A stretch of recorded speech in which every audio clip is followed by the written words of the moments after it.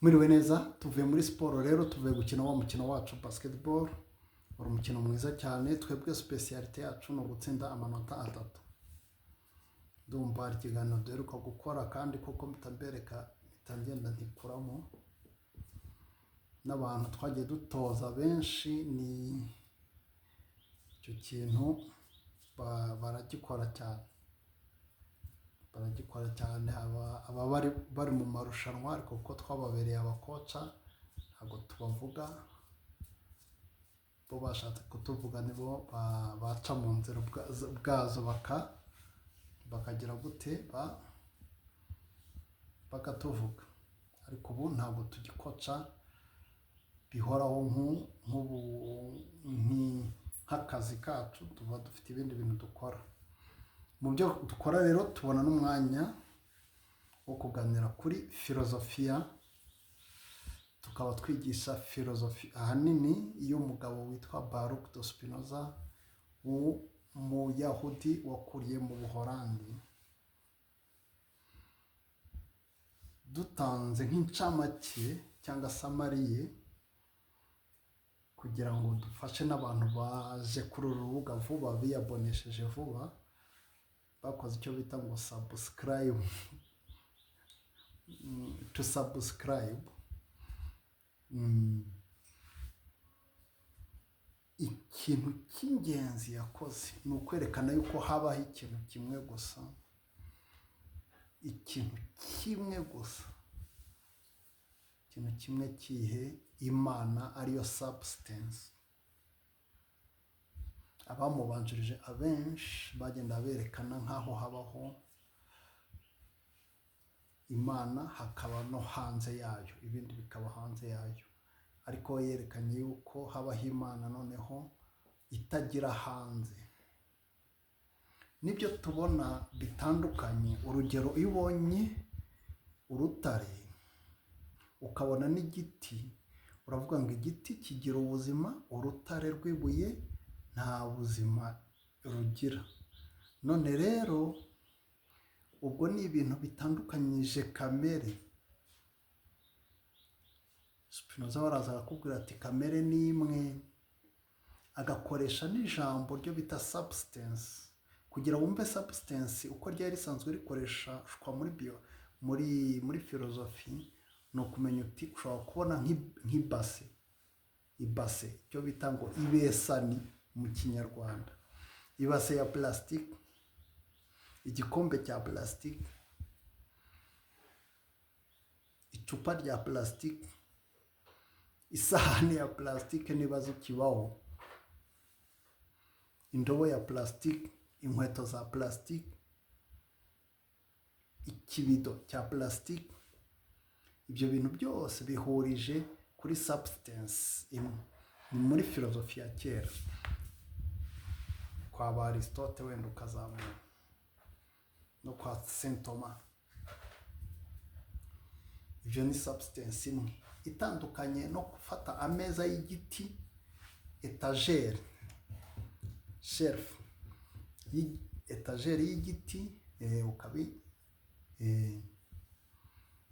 ameza y'igiti, etagere y'igiti, intebe y'igiti. Iyo nayo n'indi substance. Ubwo ni nkaho wumvise substance ko bitandukanye. Igiti na plastique bitandukanyije substance muri filozofi traditionnelle. Ariko muri filozofi ya Spinoza arakubwira ngo habaho substance imwe. Substance ni imwe gusa kandi ni infini. Biri mu gitabo cya Ethique, cyane cyane mu gice cya mbere. Ndumva uyu munsi ntabwo kiri hano hafi bitewe n'ahandi mba niriwe nkorera, mba nakigendanye muri pause nkaba nagisoma. Ubwo dusanze ko habaho substance imwe. Ubwo ibintu byose biriho bihuje kamere, byaba ari bizima, ibigira ubuzima, ibitagira ubuzima, nuko nguko byose bihuje kamere.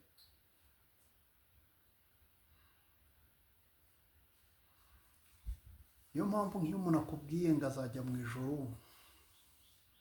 aba arimo kukubwira ibintu bidashoboka,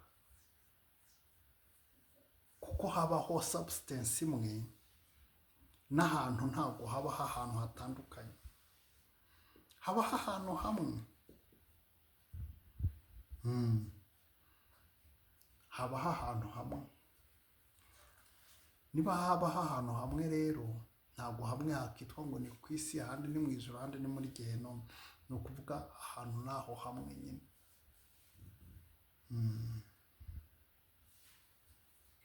Hamwe hatagira n'iherezo. Deja n'ibigize Imana naho hantu harimo. Ahantu hari mu bigize Imana. Ntabwo Imana ituye ahantu, ntabwo Imana ifite ubuturo, kuko ibumbye byose. N'ibibumbye hose, bose na byose, mbese hose, bose, byose, nta kintu kiri hanze yayo. Iyo wifashe rero ngo ugiye uravuga ngo uzajya mu ijuru, ubwo nta handi hantu, ntabwo hashoboka. Noneho ugiye gushimira Imana, kugira uyishimire ni ukuvuga ko iri hanze yawe. Byakumvikana ari nkaho uganishije kuri cya kintu cyo Spinoza yavuze ngo ni amor intellectualis Dei, l'amour intellectuel de Dieu, cyangwa intellectual love of God. Amaso murabona yasa nkaho yatukuyemo gake, ni akavumbi buriya kaba kagiyemo. Good. Amor intellectualis Dei. Amor intellectualis Dei ni ukuvuga l'amour intellectuel de Dieu, urukundo rw'Imana rushingiye ku bwenge. Ni ukuvuga ni ugukunda ibintu uko biri, gukunda ibintu uko biri. Urugero, niba inka ifite amahembe, ntabwo wavuga ngo buriya iraba inka itagiraga amahembe nibwo byakabaye byiza, ukajya ubabazwa nuko inka zigira amahembe. Njya mwumva ya ndirimbo twajya turirimba mu by'idini ngo ntabwo wampaye amahembe nk'inka nanjye ndagushima. Urumva iyo nka rero nayo nta kibazo ifite, ni nziza n'iriya n'ariya amahembe yayo, uko yaba ameze kose. Ni ukuvuga l'amour intellectuel de Dieu, c'est l'amour de la réalité en tant que tel. It is the love of the reality as it is. Ni ugukunda reality nk'uko iri. Ufite ibyo warwana nabyo ugasa nk'ubihindura mu bijyanye n'iterambere, mu guhindura ubuzima bwawe, ariko atari ukuvuga ngo kamere y'ibintu ngo ni bibi, ngo habaho ibyiza n'ibibi. Murakoze. Urumva rero kino kiganiro turahita gifata no ku bintu byinshi. Ndasuhuza na Niyonsaba Jean de Dieu yatanze ikiganiro kuri channel ye. Ndumva abari afatanyije na Eli, baba barimo gufatanya Makuza Eli, bavuze ku kibi kandi koko batanze ibisobanuro ubona bitunganye, ko ikintu ushobora gutekereza ko ari kibi ariko nyuma kikaza kubyara ikintu cyiza. Natwe twajya dusa nkaho dukora ibiganiro tuvuga tuti ikibi ntabwo kibaho ubwacyo. Ni nacyo twe twavuga muri filozofi ya Spinoza. Nta kibi kibaho ubwacyo, nta n'ikiza ubwacyo, ni judgment abantu bakora bitewe n'uko barimo kwiyumva. Naho hanze y'umuntu nta kibi kibayo, nta n'ikiza kibayo. Twatanze urugero, umuntu aje kugutera mu nzu akagusenyoreraho inzu, ukabyuka wiruka, wajya kumwihisha ukihisha ahantu hari ikirombe cya zahabu cyangwa hahishe zahabu, ugahita usohokanamo nk'ibiro nka 5 bya zahabu, ugahita ugenda ukamererwa neza.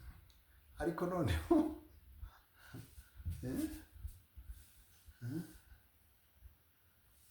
noneho undi muntu akaba yaraje kukugirira neza, yaraje kukugirira neza, ariko ineza yaraje kukuzanira ugasanga ikugiriye nabi ahubwo uyikuriyemo ingorane.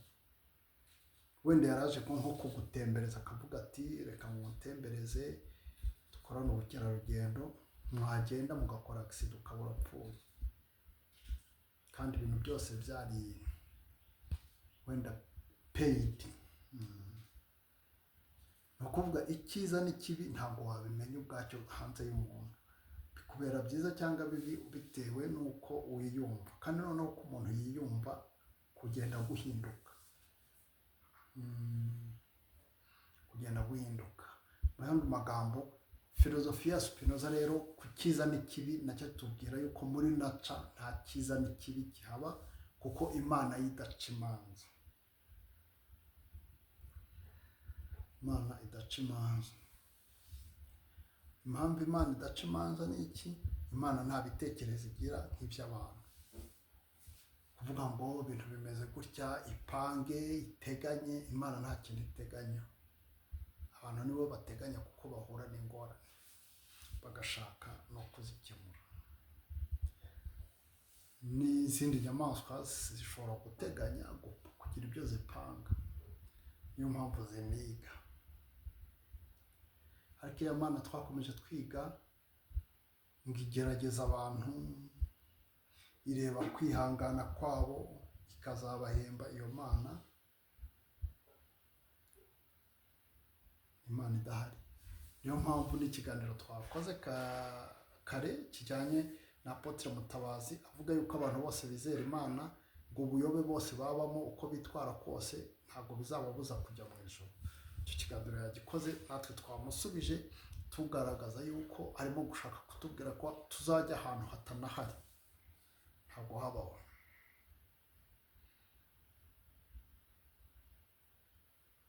Kuko Imana iramutse iba mu ijuru, ijuru ryaba riruta Imana, ryaba ari rigari kuyirusha. Imana rero nibiba mu ijuru, ijuru ryaba ari rigari kuyirusha. Imana rero ntabwo yaba ikiri efini. Imana rero nta mbibi igira. Murakoze, tuganiriye ku bintu bitandukanye. Ni Peter Claver Rurangwa, tuzakomeza tubaganirize kuri filozofiya ya Spinoza, kandi dufatanye ubushakashatsi, tunakomeze ubushakashatsi, dukomeze ubushakashatsi. Si ukubufatanya gusa, aho wabukora bwose, niyo ibyo wakora ntabimenya, ariko at least ukaba wifitemo ikintu cyo kwagura amarembo, kudashyiraho imbibi, kudashyiraho imbibi cyane cyane mu kwimenya no kumenya Imana.